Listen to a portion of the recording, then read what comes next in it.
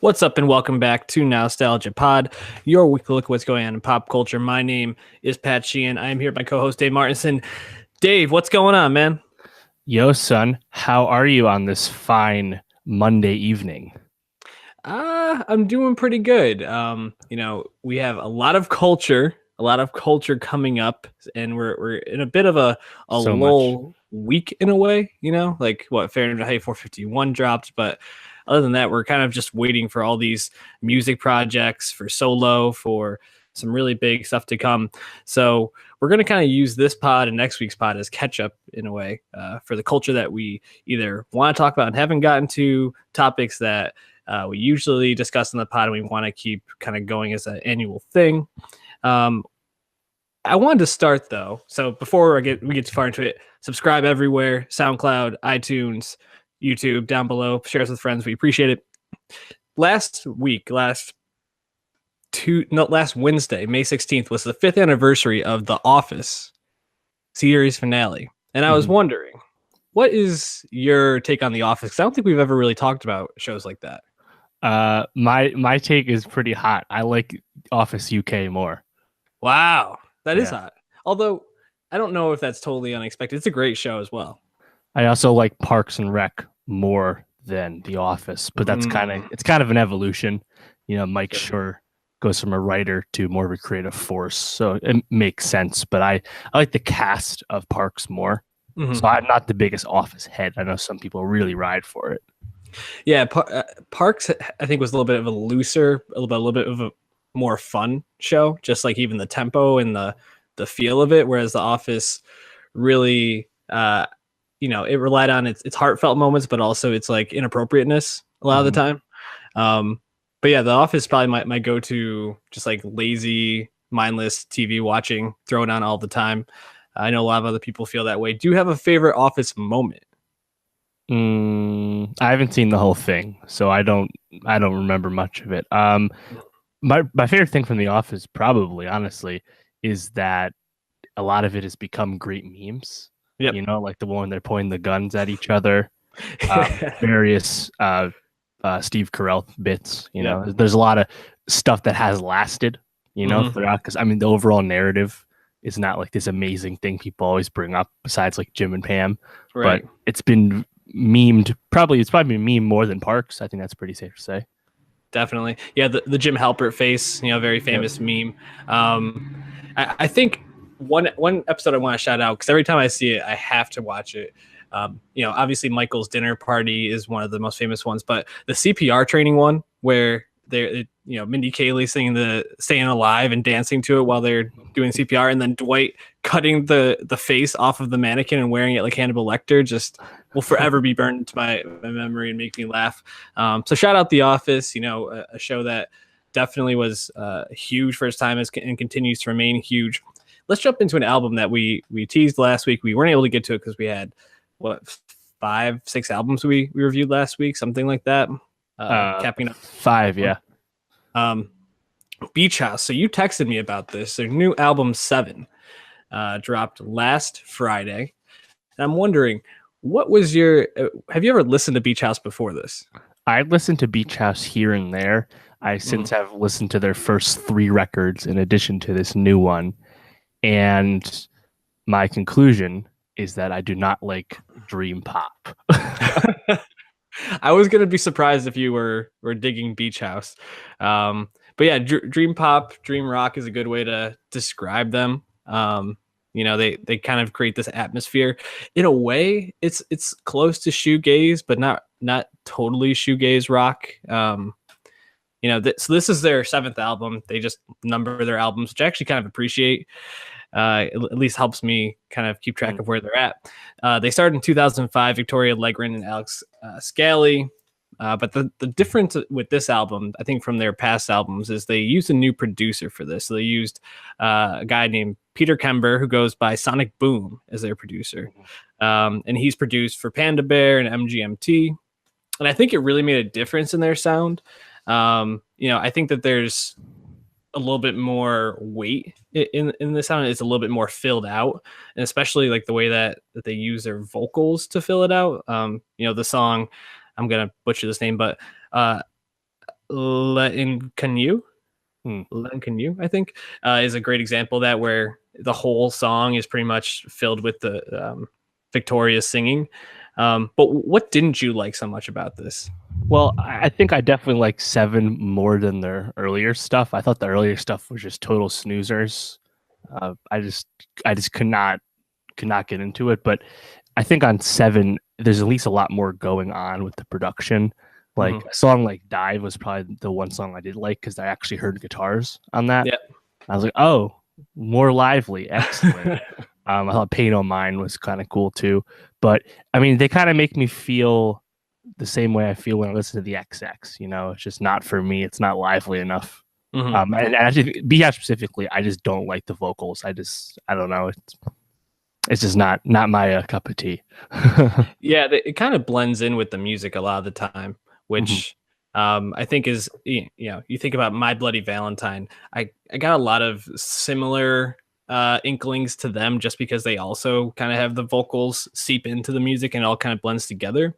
But you're talking about the production, and I think that's definitely the thing that I really appreciate most about this album is it like lulls you in with the songs, and then you'll hear like you said, like an acoustic guitar kind of jump out, or you'll hear like the snare of a drum kind of like pop up out of nowhere, and it's almost like you're a spectator to this song and like seeing this dream go by. So I really appreciate that. I thought Lemon Glow was probably the most digestible out of their songs if you've never listened to Beach House and you kind of want to jump in. And like you said, I think Dive is another song that really stands out, and Pay No Mind was like I really thought I was listening to a My Bloody Valentine record. So I thought it was really great. It's getting a lot of acclaim, It but is. Mhm. I think we'll see it on a lot of year-end lists. But I don't know if it's going to be on our year-end list necessarily. Right. Are they sampled often? I know that their first album track, Master of None, was on The Weekend. Mhm. That Party in the After Party from House of Balloons. Do you know of any other high profile samples? Because that one really stood out to me once I heard the Beach House side to it. I don't know of any samples for them. I could see them, especially if it's someone like The Weeknd, that makes a lot of sense, just because Mhm. he kind of goes off that vibe. But I do not know the answer to that. Word. Something that we're going to be talking about a little bit later on in this podcast, but we wanted to jump to it right now. Kyle was an XXL freshman last year, and now I think I got one XXL freshman correct. And even on last week's pod, I thought I got one right. T Grizzly, who was not on there. Right. So, for the last couple of years, you've been quizzing me on who I think will be XXL freshman this year. And usually to not so great not success, I'll say. But XXL freshman 2018, I'm feeling ready for this. So kind of lay it out for those who might be new listeners or aren't aware of XXL freshman. Why should we care about this? Yeah. So XXL Mag, both a website and a magazine, is a long running hip hop publication, like The Source, that has been around a long time. And while the influence of traditional hip hop publications have certainly waned, heck, even like the internet era blogs, their influence is waned too. XXL itself really just exists now for this list because what it is it's basically a cosign of the next stars in hip hop. That's the idea anyway. It's a magazine cover of around 10 people that XXL is saying these are the ones you should care about because they got next, right? Mm-hmm. And it's been going ever since 2007. So it's a long running thing. And, as of someone who likes history, I think like the record of hip hop in terms of like when artists kind of got acknowledged or in some cases acknowledged too late by XXL is really cool. And generally speaking, everyone who's popping right now, who's been around a long time, was a freshman, minus a few exceptions. So I think it's an honor that while in the age of social media and SoundCloud, you don't necessarily need this to get big and have a good career. I think it's still, a positive for every rapper. Drake wasn't on it, neither was Nicki Minaj, but virtually everyone else you can think of in rap today was on the cover. So I think, it's company you want to keep. Extentacion. Yes or no? Yeah, he was on there last year alongside your guy Ah, A Boogie and Playboy Cardi, who we reviewed last week as well. all right. So I have a couple people I think are going to be on it this year. Now, when does this drop, or has it dropped? So they've definitely already done the done the cover. It's already decided. They shoot the ciphers and stuff. It's a big week on their YouTube channel and their website. But it's gonna drop probably. It's certainly their June cover. That's the assumption. It's been the June cover the past few years. All right. So I'm going to throw a couple names out there, and you tell me if these are people that will or will not be on it. Our guy, Rich Brian. I hope so. I don't think he's a lock, unfortunately, but he should be there. He's definitely like worthy for sure. Why would he not be a lock? I mean, his first album was pretty good. I agree, and I think so. I think an important thing to think about with this list is, a lot of people, you'll see this in comments. Everyone has an opinion on this one way or the other, but like, you need to have a certain body of work, I think, to get on here. Certain times people get thrown out there and they just don't have enough songs yet. Like T Grizzly last year was hot, but he didn't have enough there yet. Making him wait the extra year was smart, I think. Same thing for Ski Mask, on the guy we reviewed last week. But Rich Brian is actually pretty popular. His songs do numbers, especially on YouTube. And he has a good project that I think, is kind of proof that he should last, but he's not as popular as some other people. And unfortunately, the popularity contest angle to it, I think, kind of factors into XXL's decisions nowadays because, they want people talking about the list. They want people driving traffic to their site.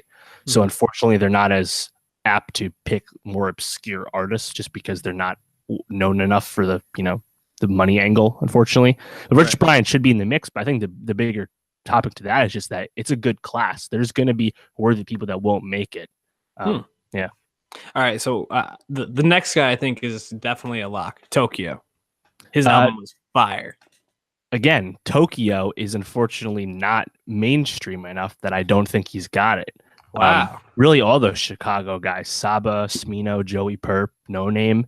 I think they're just in that like internet popularity, but like they're not well known enough in like mainstream hip hop that I don't see it. It's unfortunate. Of course, Tokyo is the type of artist that XXL should want to prop up and help grow, but I just don't see that one, unfortunately. Of course, he's worthy. Yeah, WWW was a great album. We reviewed it. Check that out. SoundCloud.com/Nowstalgia pod. Stay plugging. All right, you mentioned them. T Grizzly, Ski Mask. I think that they have to be locks. T Grizzly was almost on it last year, so he's got to be on it this year, and probably same for Ski Mask, right? Yeah, same thing. Like, so Ski Mask, people are like, oh, you put on XXXTentacion, you didn't put on Ski Mask. Well, Ski Mask wasn't quite there yet. You have to make him wait again. It's something to do with Cardi. Like, Cardi was right there with 21 and Yachty and Kodak and Uzi in 2016, but Cardi didn't quite have enough music yet, so they made him wait till 2017. It's this kind of same thought. So yeah, T Grizzly and Ski Mask. The only reason these two are not on the list this year is if they decline it for some reason. They should be there. They're absolute locks. All right. What about, I'm not going to be able to pronounce this, SOBRB? Right. So they don't do groups on the list. Okay. Migos and Ray Shremmerd were never on the list. Brockhampton won't be there, and neither will SOBXRB. Gotcha. Okay. Nav? So Nav actually, we assume that it's because XXL passed him over and he found out. But Nav like talked mad shit about the list like a month ago, released this song called Freshman List, and was like, nah, fuck that, you don't need this shit. And then Quavo chimed, was like, yeah, you don't need it. They didn't pick us either. I was like, Quavo, they don't put groups on the cover because they can't fit enough people on the magazine cover. It's just a schematic thing. But also Nav, like, the reason he got passed over is because I don't know if Nav is a worthwhile pick. Like, yes, he's got some popularity. He's signed EXO. He's got the Weeknd co-sign. But do you ever see anything good coming from Nav? He hasn't released good projects. He only has that one flow. I don't see the benefit of putting Nav on the list, Okay. So I'm actually happy that he decided to get salty about it because I think he was kind of a wasted spot because he kind of is what he is already. Damn. Okay. So I might only be like 2 out of possible 10 so far. Well, you're mentioning people that were in the convo at least. Right. Okay, so this guy, my guy Tucci Gang, Lil Pump. I know it's really Gucci Gang, but Tucci Gang way better. He's got to be on it, right? Right. So Yeah. Little Pump, there was actually some thought maybe Little Pump would turn it down because, I mean, Little Pump has that $8 million deal from Atlantic. He's by far the most famous and wealthiest person of the people that will be on this list. But yeah, he should be on there. Gucci Gang went to number 3. His next song after that, Get It, debuted at 24.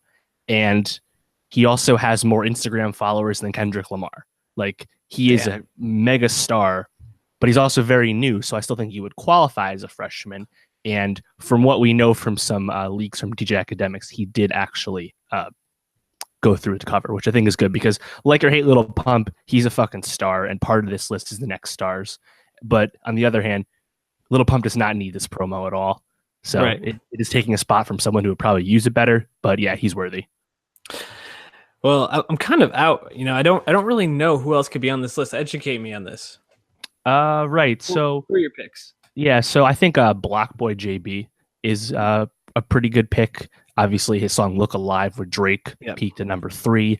He just released "Simi" a few weeks ago, his 7th mixtape. So he has the body of work. He has a hit song. He has the cosign, but he's also still really new. Like, not all those tapes got a lot of traction. So I think he's kind of like the perfect spot for getting it on it. And apparently he made the list already from what we know from the leaks. So I think Block Boy is a good pick because he really came into consciousness like really recently, but he also actually does have a body of work already. He's not like a total flash in the pan.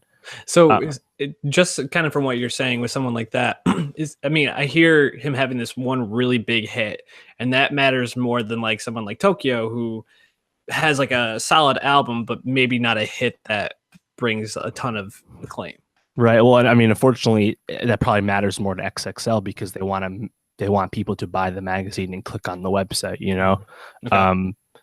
On the other hand, making a hit probably gives you better odds of making more hits in the future. You can see both ways to it, but I mean, I think Tokyo's a better artist than Block Boy JB, no doubt about that.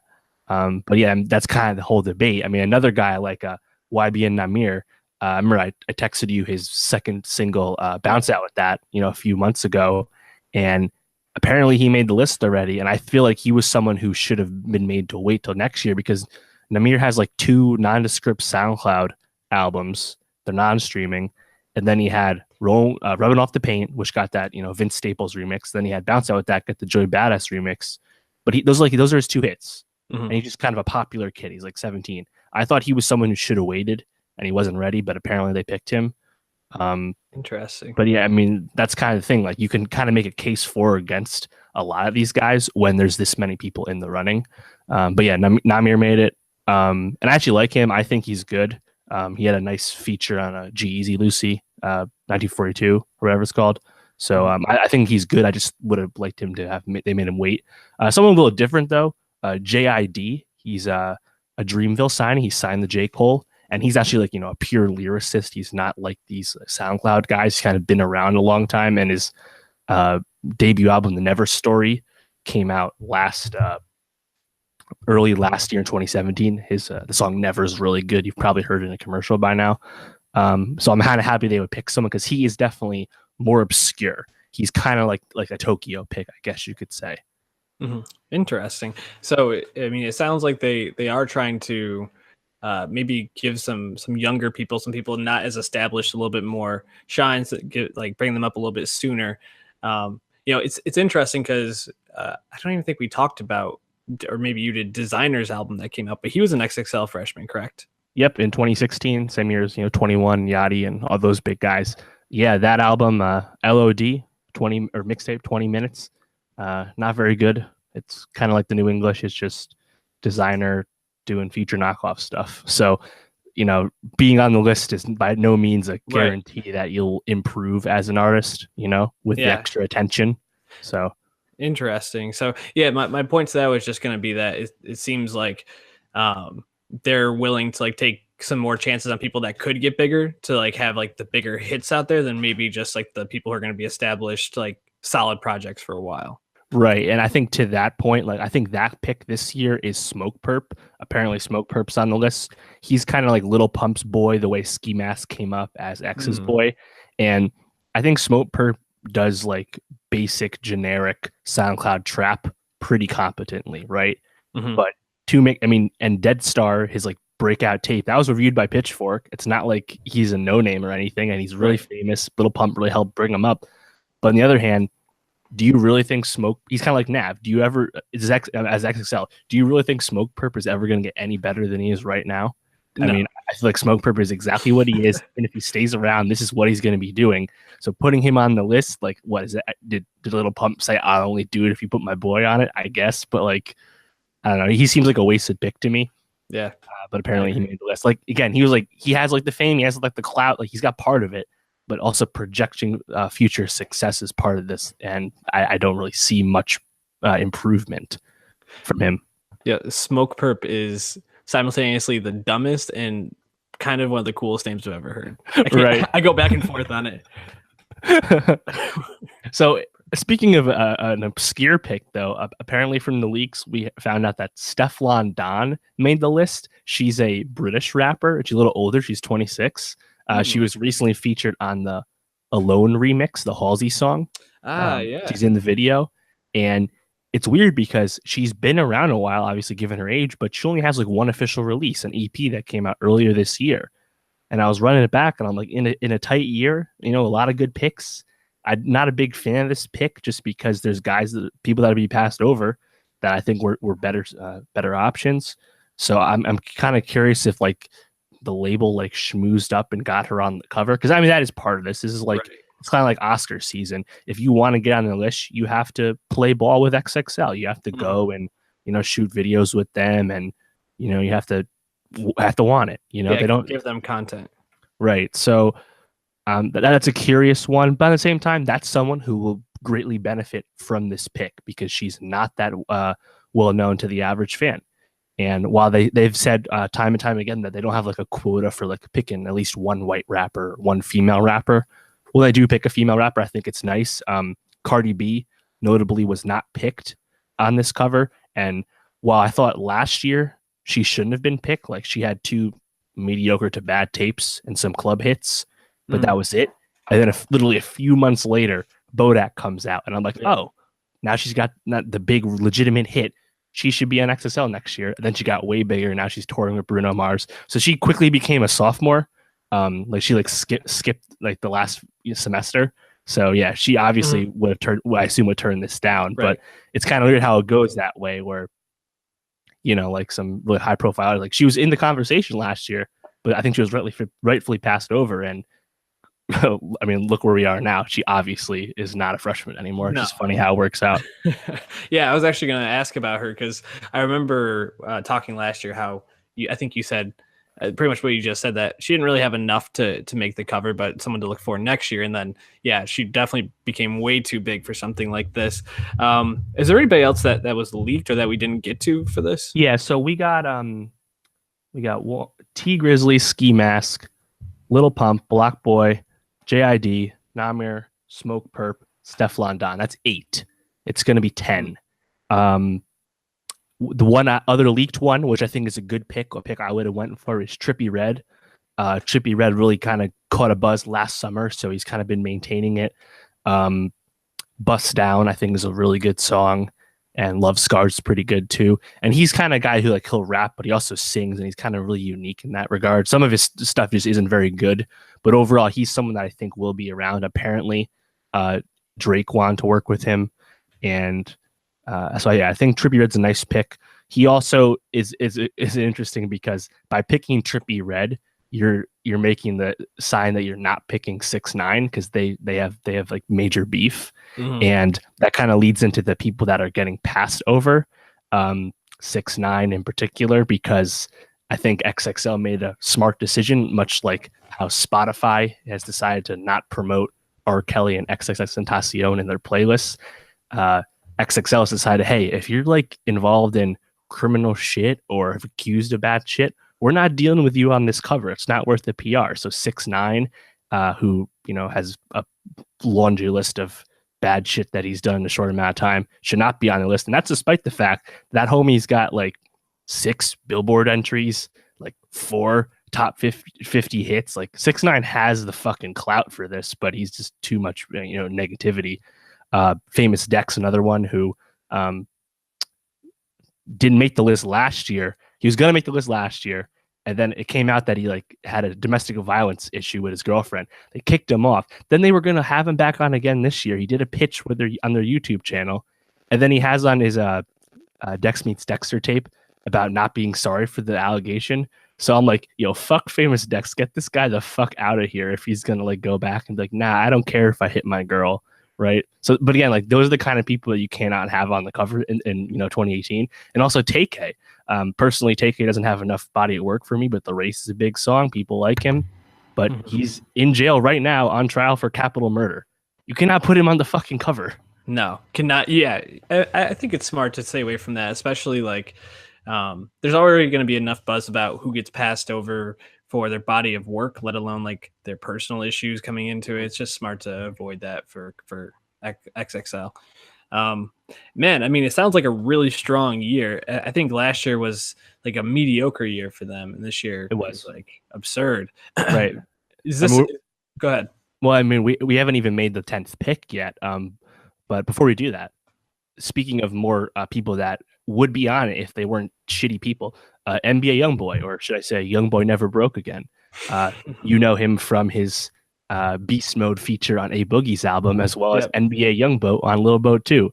But he also just released his debut album. He's on Atlantic. He's another guy who's got, I think, 6 like top 60 songs. He's got some big songs, but he's currently waiting trial for a domestic violence issue.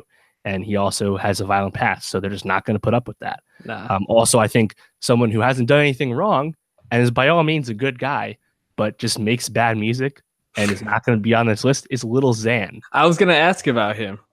Yes, like Betrayed, a big song, a song I actually like, but Total Xanarchy is tied for the worst reviewed album by Metacritic score of 2018. What's it tied with? I didn't recognize it. It's like 48 though. And so you had your buzz, you have your attention, you have a lot of fans now, but you already released a project that was total garbage. Why would we co-sign you expecting anything to change, assuming you last? So I don't think his pick will make sense anymore. Also, Bad Baby shouldn't make this list. While I kind of think Gucci Flip Flops is kind of hot, she's too new, doesn't have official project yet. You have to make sure she's real about the hip hop, and maybe she is. Make her wait a little longer if that's the case. And she's 15, like she can wait. Similarly, Jaden Smith, Sire was really big. We weren't the biggest fans of Sire, but the production was pretty nice. Is Jaden Smith really about hip hop? If he is, make him wait. He doesn't have enough music. One, I do not think he's about hip hop. I think he's about whatever vibe he's on that day. But two, I mean, Jaden Smith, how could he even be a freshman at this point? I guess because he hasn't released enough work. Like, seems like he's been around forever. Well, he wouldn't be the oldest guy on the cover. Right. So he's pretty young. What is he, 20, 21? But again, it feels like he's been, I guess, in the culture for a long time. Right. So that leaves the 10th spot. So apparently Little Skies turned it down. And Academics was kind of going in on this, about a month ago, where there's a whole miscommunication about like the list being rigged and artists so Little Skies turned it down, as well as Rich the Kid, who are both worthy picks. I thought Little Skies was like the quintessential freshman this year. Like he had a really quick rise. He's headlining his own tours right now. He's got deep cuts on that mixtape, as well as 2 chart entries. Like I thought Little Skies was a perfect pick, and he turned it down. And it was over the fact that they thought the list was rigged, and XXL was like, manipulating the fan vote. And like the whole time they've been doing this, it's XXL magazine will curate the first 9 guys, and the fans will vote on the 10th spot. And whoever has the most votes that XXL didn't already pick makes the list. That's how Jaron Benton made the list a few years ago, a guy who was signed to Hopsin and not famous at all. That's how Iggy Azalea made the list. That's how Lil Yachty made the list. That's how X made the list last year, despite being a shitty guy. Like, that's how the fan vote works. And I'm just kind of disappointed because I really like Lil Skies and I wanted him to be on there. But alas, he turned it down, apparently. So the 10th spot, I think, should go to another guy who might get left off. He's not on the leak list. I really like him. I think he's a good pick. Wi-Fi's Funeral. He also like fucking spits. He's a great rapper. The Boy Who Cried Wolf project was reviewed by Pitchfork last year. He's got the attention. He's another guy from Florida, the Florida hotbed, SoundCloud hotbed.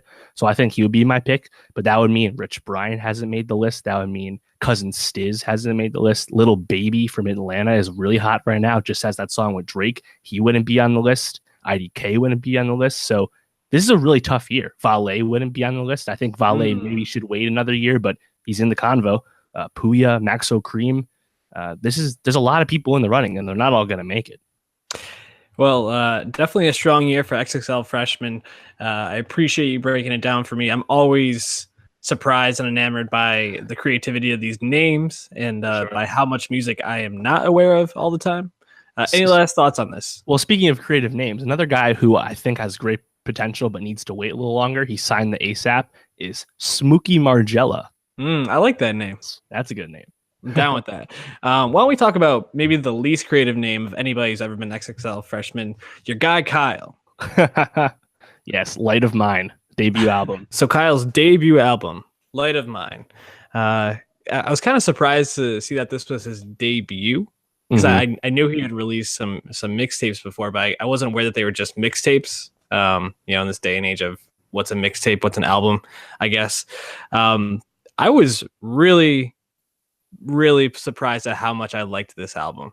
It was really, I found it to be a very fun album. I got a lot of like early Chance type vibes from this in terms of just like tone and atmosphere around it. I saw you nod on that, so I'm guessing you had the same thought. Oh yeah, well that's kind of been the comparison for Kyle for a while. He was on "Wanna Be Cool," that song on the Surf Project a few years back, but like Kyle is like so positive. He makes, I think I saw this in a review today, he makes Chance look like DMX. Like that's pretty funny. But yeah, he's such a happy-go-lucky guy, and now he's like affiliating himself heavily with Yachty, another positive guy. So he definitely has his brand, has his vibe, and it is, stands out on the album. Yeah, Yachty plays his conscience throughout this album, which is a kind of an interesting through line. How'd you feel about that? Yeah, well, I thought it's just funny because I Spy, his obviously mega hit, I think it like peaked at number 5, featuring Yachty, and his first mainstream hit. Really, he had some internet hits like Really Yeah and like Doubt It and stuff, and he's kind of been around a few years on the internet, but I Spy really broke out for him and kind of made it mainstream, and then he got the XXL cover right after that. And on that he says, this is not the album, homie, these are just the throwaways. And then the throwaway song did so well that you have to have it on the album, of course, get those streams. Hotline Bling. But he actually like doubled down on that and had his throwaway song now be the through line for the whole album, and had Yachty come in and record voiceover stuff. I thought it was quite the heel turn considering the initial messaging about the song. Yeah, definitely. Yachty, I mean, I thought that was kind of a I don't know, a little bit of a corny through line just in terms of conscience, but when you're that ultra positive, and he also talked about in an interview wanting to make this be his most personal and deep album or project he's done yet, I guess you're going to take some chances that probably going to fall a little bit flat when you're so positive, but trying to hit an emotional depth like that. A song that stood out to me on this was the one with Kalani, Playing With Me. Sorry. I thought that song absolutely jumped out of the album. That and Games, I thought. I like Games too. Yeah. It was like listening to like Mario Brothers turn into a rap song, basically. That 8-bit Nintendo production. Yeah, definitely. Well, what other songs jumped out to you? So I definitely agree with those two. Play With Me is definitely my favorite song. I thought I Miss Me with Khalid actually was kind of cool. A little different from the normal vibe Khalid brings as, a straight up singer, but it was kind of like a futuristic sound. And that was a little sped up. I thought that was cool, and Khalid fit in well. I actually like the first song, Ups and Downs. I don't know how deep. I don't think this album is really deep, but he was kind of going into at least some lyrical content on the intro track, Yeah. What do you think Kyle's? I mean, this is his first project. What do you think his like ceiling is? Do you think he could be Chance? Like make something as successful and elevated as Coloring Book 3? I mean, probably not. He's been around long enough. I mean, I feel like there's just an inherent like, genius and creative uh peaks that not everyone can, reach, right? Mhm. But do I think, I mean, he's clearly can probably stay mainstream. Can his positivity can get him, keep him on radio, So I Mhm. think he can be around a long time. But in terms of ever reaching like the critical peak of a chance, I don't see that happening, nor the mass like could you ever see Kyle being considered like one of like the top 5 rappers? No, I don't think No. so. Do you think Chance is a top 5 rapper? Well, I think in terms of like sheer popularity, he's put in like the second tier after Kendrick Cole and Drake. So And probably Kanye. right, Yeah. and he's like, and yeah, he'd be the youngest. Chance is the youngest guy in that group. So I mean, it's pretty high bar for someone like Kyle to get to. But Definitely. Chance was the XXL freshman as well, so I guess anything's possible. Did you notice anything about his one of the songs in this "To the Moon"? Specifically the flow. Did the flow remind you of anything? If you remember, That was a straight Kid Cudi ripoff, you mean? not even that. It was just like I thought it was like a Uzi or a Cardi ripoff because the flow was, Really? you know, rapping the bars, rapping the bars, like he was doing like the ad lib, like Cardi always does, like what at the end of every bar. And I was like, oh, Sure. so you just kind of made like your spin of a trap song, even though it wasn't a trap beat. But also the chorus was "To the Moon," and then like he would like hum that part, and I was like, that sounds just like a Kid Cudi hum. Right. Yeah. That's probably why I was getting that vibe. Yeah, I think you're right. That's definitely a good call on the style of that song. Um, anything else about this album stick out to you? So Open Doors was the corniest song for sure. Some straight up folding clothes era J. Cole Wow. vibe about, because she's like, it was about a girl, right? It's like, I'll open doors for you and I'll hold your hand. And like, it was just all this like basic, shallow ass shit. And I was like, all right, guy, like relax. Yeah. So pretty much what you're saying is he's got real potential and he can hit some real highs in this album, but his lows are pretty corny and low. For sure. And I think what he also has going for him is that he doesn't sound like anybody else. True. Similar to Chance, kind of like a nasally voice, similar to Chance, a positive spin. He's not, a trapper or anything. But also the production isn't like everybody else. Like, G-Eazy might not be a trapper, but he still raps over all the same beats as everyone else, But I think Kyle does stand out in that regard. And, it's not like Nav also dropped today. We're not bothering with that album, but Nav only has one flow. Kyle actually has some versatility, which probably benefited from being in the game a little longer. But yeah, no, I think this is a pretty solid debut. There's some good stuff on here for sure. I was pleasantly surprised because his previous project, Smile, his last mixtape, which is kind of his first first kind of big tape. I didn't think that was anything special, but he's grown and kind of evolved a little bit post I Spy, and it's nice to see. Definitely. So definitely an album that I think is worth live right on May 17th. So we're bringing you that first reaction video. Dave, I mean, we're jumping right into this because there's a lot to talk about with this movie. The 11th movie in the X-Men, I don't know, installment universe, whatever it is. And obviously the sequel to Deadpool from 2016. I mean, I guess just to get your initial reaction, did you like the movie? Yeah, I liked Deadpool too. I didn't love it, but I thought it was good. I guess, just a blanket statement. I think it's more Deadpool, and that might grow tiresome for some people, I think. Yeah, and actually, we had talked about some concerns around this film in pre-production because Tim Miller was originally set to direct this, and David Leitch obviously ended up taking over when there were creative differences between Tim Miller and Ryan Reynolds. And it seemed like the main creative difference was Ryan Reynolds wanted to make this a film more based on Deadpool, a lot raunchier, really sticking with the humor that got it the R rating in the first one. So yeah, I'm not surprised to see it be very Deadpool centric, but it also does kind of take away from some of the bit players and some of the role play way. Like, right? No, I agree. I think that was a kind of an interesting choice because they got bigger with this one, but they got partially got smaller, obviously, with what happens with his girlfriend Marina Baccarin's character, so like they add all these people in, Zazie Beetz and Terry Crews most notably, but yeah, it does feel like I don't know. So it's an interesting sequel, because it's not like any bigger in scope or anything. The first one was pretty grounded in terms of like it's a small story, and this one's kind of like that too. But I don't know. It's a interesting choice for sure.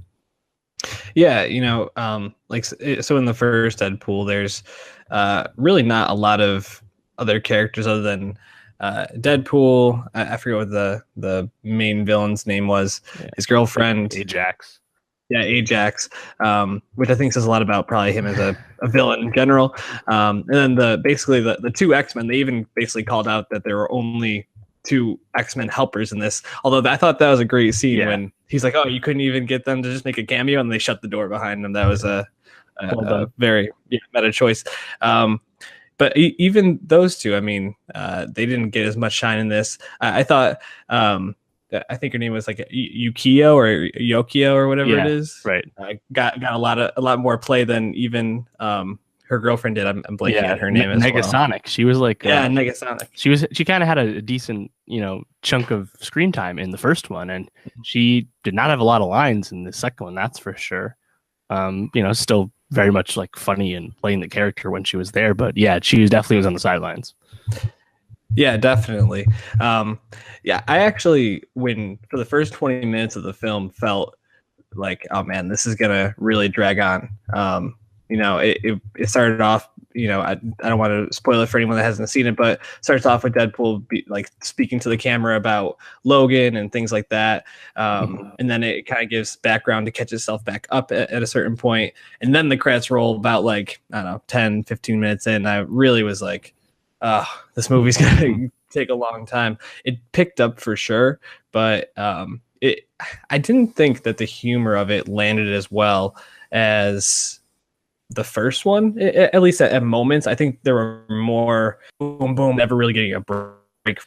Right, exactly. And I think just like the first one, it's so many one-liners, right? That's kind of the majority of the humor, but not as many of them land. I don't know so much if it's just they were worse jokes so much as that this wasn't fresh this time around. The fourth wall breaking slapstick nature, is it's not new anymore, so it maybe didn't have the same effect. I don't know, but yeah, no, I agree with that with the humor, and I think people's temperature with this movie really depends on how they handle that, because it is nonstop. And I think there are a lot of funny stuff. I mean, obviously you referenced the X-Men references before, self-referential to the universe, but they made some digs at DC, which I thought those are funny, but at the same time, how many other jokes didn't land, all around, those actual laugh out loud moments, as non-stop boom one-liners as aren't listed. Definitely still. I mean, I can't really imagine anyone else in the role at this point. Obviously, it kind of centers around figure out being too spoiled life in fact, and because you're constantly sarcastic and joking, and you're looking to really tie it to his emotional, underlying emotional resonance with the film. And I wasn't sure if that was a great choice either. How did you feel about that in terms of a plot device? Yeah, I don't know how anything serious can really hold up in the Deadpool running series, just because I mean, you saw it at the end. I think at this point, spoilers, if you're watching our really early Deadpool review, you probably should have seen it by now. But when Deadpool assumingly or originally dies, it's dragged out, and he keeps making jokes about how it's taking him so long to die. So I just don't know. I guess we'll get into him a little later, but Josh Brolin's Cable, he kind of played a more stoic character, and he had actual emotional motivations, right? Yep. And I think that worked more or less, but I just don't know if you can have Deadpool, do that. Yeah, I totally agree. Obviously, Brolin, a really interesting role in this, especially because obviously we're at the spoiler point of this. His character isn't always on the bad side in a way. It becomes kind of muddled. You what his motivations are, and it makes a lot of sense in this world why he's doing this. Now, maybe he didn't need to take it to the lengths he did, and that's kind of what I'm talking about. But what did you think of Brolin's performance in general? It was kind of Thanos-esque in a way. Yeah, no, I thought honestly, like I thought he was pretty good in the action scenes, and he kind of played off of Reynolds' humor pretty well, I think. Obviously, he wasn't, trying to be comedic, but no, I liked him in the role. He definitely looks like a Cable, even if as they made the joke, he's like a smaller stature Cable than the comic character is, which is funny because in this movie they had obviously Colossus returns, and then the Juggernaut makes an appearance, and the Colossus and Juggernaut in the Deadpool series are just like bigger versions of when they first appeared in the earlier X-Men movie. So I thought that was interesting considering Cable looked way more grounded, Yeah, definitely. Brolin was, I thought, really good. I mean, he's a world-class actor. It's also, I think we talked about this with the Avengers review. It's interesting to see him play two people in the Marvel universe so close together and with kind of similar like affects throughout the movies, very like stoic, kind of like in control a lot of the time type people. So in a way, I kind of wish Brolin had a little bit more chance to move outside that box, but I still think he did a great job with the role.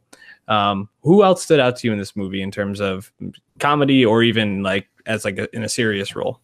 I thought Zazie Beetz did pretty good for what she was given as Domino. I thought she held her own with Reynolds, and she wasn't as like predictable as I thought she was, because obviously it's like a very sexualized costume, but I was pretty happy with her role, what they had her do, considering Terry Crews was basically just stunt casted. I mean, there's all this talk about there'll be an X-Force movie before there's a Deadpool 3, and everyone's like, oh, Terry Crews will be in there too. He's so happy to finally be in a superhero movie. Just fucking kidding. He died like Adam Beach's character in Suicide Squad immediately. Yep. Yeah, and honestly, I thought that was maybe the funniest part of the movie for me, was like that whole sequence of them, like parachuting in, and each one, especially Peter, going through like different deaths. The whole like Peter thing, and also Brad Pitt being the Vanisher was just like class act, like just funny in general. Out of all those, which one was your favorite death? Vanisher for sure. Yeah, because like it was a whole running bit about if he was even there, and then it's just like a floating parachute, and I'm like, oh, it's probably just whatever. Nope, he was there. Yeah. that was really funny. And then I liked in the post credit scene how he gets like, I don't know, the time turner from Hermione. In this case, it was from Cable, but like, and he goes back and resets everything. So give them some options. But yeah, no, I love that parachute scene. That was awesome. Yeah, Peter, go home. Just go home. Turn around. This is pretty scary. What did you think of TJ Miller in this? So he's not in that much. No. He 3 scenes maybe, and he's kind of he's doing his kind of shtick. It's funny. I think he had some like really like drawn out like insults that were pretty funny, but he's not in as much as Karen Sani, Dupinder's the actor who plays Dupinder. He has more to do in this movie. He's still kind of an Indian stereotype, but I thought he was pretty funny as well. Yeah, definitely. I mean, the whole like running bit about him wanting to be a killer, and then kind of the way it comes to fruition at the end, I thought was a nice way to like close that loop, because that was kind of like the Chekhov's gun from the beginning, in a way, like him saying he wanted to do that. What about this movie didn't you like? Because you said you didn't love it. Yeah, so I think part of it is just because it didn't feel as fresh to me, and I didn't find it as funny as I thought I would. Like, I still laughed, a bunch of times, but I was, laughing throughout Deadpool 1. So I'm not sure if it was just a freshness thing or the jokes weren't quite as good this time around. Who knows? But I think Russell, he's kind of like the driver of the plot, right. Fire Fist, right? And like, he's just kind of a grating kid, and it's like there were scenes where I was like, I was on board with him. There's times where he was just annoying, and I think ultimately it was fine, but kind of like Ajax in Deadpool 1, kind of a underwhelming character, Well, I did think the bit about like they don't have plus size superheroes was smart. Um, I don't know. I think it was just he was supposed to be kind of a grading kid. That's kind of the character, Yeah. and he did drive the plot when everyone else, so it was fine. But yeah, I didn't like love everything about him. Yeah, the thing about him, I thought, at least the comparison I made in my head driving home was he was kind of like the kid version of Rebel Wilson in a way. Wow, yeah, Yeah, like a lot of the same kind of just like personality traits and just like acting kind of quirks about him, which Rebel Wilson can be very funny, but there's also roles where I feel like, all right, need to like tone it back a bit. Definitely could be grating. But yeah, I thought I haven't seen him in anything else. I don't know what his background is. He's pretty new. He's a New Zealand actor. I think he's like 15, so I didn't recognize his other credits. Yeah. So definitely, I think he'll have room to grow and have better parts for sure. So one thing I thought was interesting is I was doing a little bit of research for this. So Brolin was great. Kyle Chandler was originally supposed to play Cable, and I was thinking about what would Kyle Chandler be like in this role. Yeah, it's funny because like Cable in Deadpool 2, he does still look a lot like Josh Brolin. Yeah, he does. and you look up a picture of Cable from the comics, and it's kind of similar. The gray hair, big jack dude. But I don't know. At times, I was like, oh wow, that just does look a lot like Brolin. And Chandler maybe isn't as like a noticeable name for the average viewer, especially in the movie space. So that's an interesting what if, because obviously he's a great actor too, but that would have been a interesting switch. I just imagine it as Coach Taylor. So like I'm imagining Coach Taylor as Cable right now, and it's just freaking hilarious, like dad bod Cable. I mean, you're just getting all of Friday Night Lights into Marvel. You had Michael B already flame out as Human Torch and then come back for Killmonger, and Taylor Kitsch flamed out as Gambit in X-Men Origins. Yep. So, get Kyle Chandler in there. Why not? I mean, what else do you want to talk about with this? There were a lot of like subtle things about this that really stood out to me. Like the music, I thought was really great. And one thing that actually I found really funny was when Juggernaut and Colossus had their showdown. I don't know if you caught it, but it was like an opera. For like there's like oh shit, like right, very funny. Around that time they started playing one of the soundtrack songs, which is a French Montana song featuring Lil Pump, and there's actual Lil Pump lyrics in this movie, and I was like, wow, they actually went with that. And like there's a lot of like French Montana Hans like after that, and I was like, interesting choice. It was fine, but not everyone loves fucking Montana, so right. That was funny. What did you think of the action in this movie? Obviously Tim Miller was replaced by David Leitch, and he did the stunt work and like co-directed John Wick 1, and then of course fully directed Atomic Blonde, a movie we reviewed last year. Check it out, SoundCloud Nostalgia Pod. And that had like that famous like faux one shot fight scene in that stairwell like halfway through the movie, which is great. Check it out on YouTube if you haven't seen the scene. But I don't know if the combat, the violence felt as visceral this time around. Perhaps that's the product of being a movie with a fair amount of CGI. I'm not sure. But I mean, did you think he like brought his like action sensibilities to the film? I thought there were some good action scenes. One that stood out to me was definitely in the jail. Like the first showdown between Deadpool and Cable. I thought was really well done. Yeah. And that really actually got me like on the edge of my seat. I was like, all right, here we go. I thought it was really gory, and like Deadpool can do that because his body like regenerates. Which, side note, the scene with the baby legs was also freaking hilarious. Yeah. Really enjoyed that scene. But I think like the goriness and just like seeing like arms be turned around one way or like his head twisted backwards, or even in the final battle scene with like the thing through his head that Colossus pulls out, it kind of takes it away from me. And in that regard, I do think the action wasn't as up to par as probably other Marvel films like the Avengers or something like that. Right. Yeah, I'm just thinking like even like specifically the Foxverse, of course. Obviously, Marvel Studios didn't make Deadpool 2. Right. I guess it's on par with the first Deadpool, but I guess I didn't think it like felt unique in terms of like, oh, David Leitch definitely directed this, But what did you think of the overall the overall vibe that Reynolds brought this time around. It seemed like he was like extra motivated to break the fourth wall more, hit harder with his, references and his, meta, conversations. Like, how'd you feel about Reynolds this time around? Reynolds, I thought, like I said, I think he's great as Deadpool. He brings a really great vibe to it.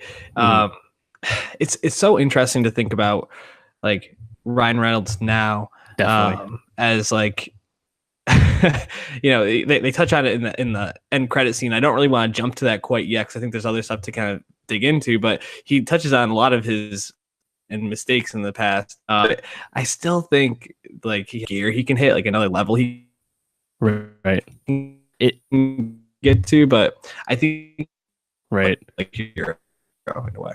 Yeah, it almost seems like this is easy for him. Like this is him having fun. What are your thoughts? Yeah, I think it's easy for him being Deadpool, and it's almost like not ambitious for him. But he also is such a steward of this character now. Right. Yeah, I mean, overall, I think it's a worthy sequel. It's more Deadpool, and for most people, I think that'll be enough. I mean, Fandango and Regal both announced that it was the highest R-rated movies, so it's gonna do pretty well at the box office this weekend. I think it will catch Deadpool 1. I think it'll get really close. The first Deadpool 1 opened Valentine's Day weekend. It was the original record holder in February before Black Panther blew it out of the water. But I mean, Deadpool 1 is still the highest grossing R-rated debut ever. It was 132 million over 3 days. And it's tracking to go between 130 and 150 this weekend domestically. So yeah, good odds. I mean, and tracking with Avengers and Black Panther was way under. So odds are it'll be the new highest grossing weekend for an R-rated film, which is great. I think the Fox verse with Logan, the two Deadpools, is a slightly different lane that Marvel and DC have intentionally not gone down. So it's good to see them continue to succeed in the R-rated space. And let's hope if Marvel Studios does, the acquisition of Fox goes through, that they don't immediately throw away the work they've done in the R-rated space to continue to let the people at Fox, make these movies. I mean, we know we have New Mutants coming out next year. That's I don't think that's actually rated R, but that's be horror-esque.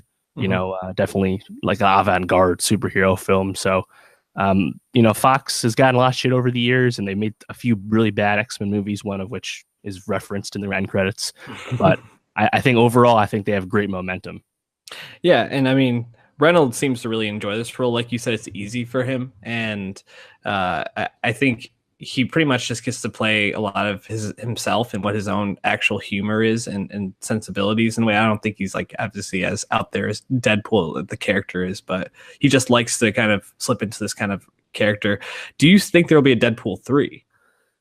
The rumors are that they would do an X-Force movie first. None of that's in production right now, and I don't think we'll hear anything about it until that Fox deal goes through or doesn't, get struck down one way or the other. There was that rumor probably 5-6 months ago that they were going to make a Kitty Pryde movie. That's who Ellen Page plays in X-Men.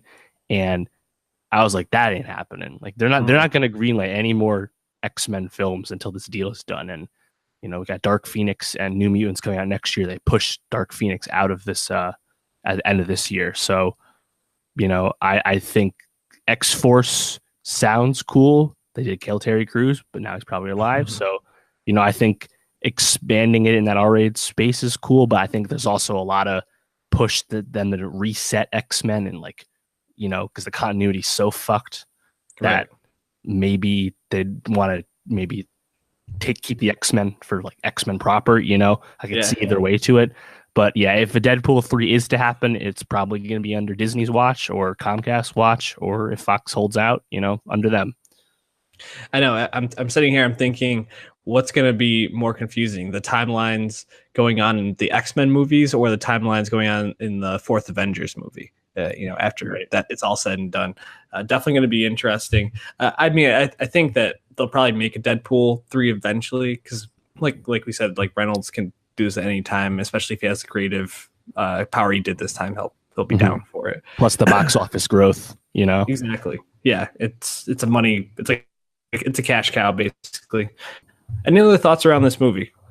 I'm very curious to see how the reception goes. The reviews are actually stronger than I thought. It's as of right now, it's at 84% on Rotten Tomatoes, but that's 154 positive reviews to only 29 negative. So most critics have a lot of time for this film, and you would think critics would be the people that would get sick of the, you know, diminishing returns with the humor first. So I'm interested to see how the fans react. I assume they'll be just as positive. So that's not quite what I expected. Yeah. I'm just looking up here quick what the original one is at on Rotten Tomatoes. I'd probably imagine somewhere around similar to that. Let me just pull it up here. 83%. Yeah. So it's right around where the first was at. The reception, because our initial reaction is that a little bit tired. Other people will probably have it, but who knows? Yep. That's for sure. So I think that's going to wrap it up for this week. We touched on a lot in this pod. Obviously, we're recording the other stuff, but we're going to be talking about a lot of different movies next week. So we're going to be talking about movies that a lot of people Quidditch, Borg versus McEnroe, and so definitely check out our pod next week to get caught up on some little movies that you probably haven't heard of or checked out this year, or if you have checked out, we on Twitter, soundcloud.com/Nowstalgia pod page somewhere, and us people Dave. Peace.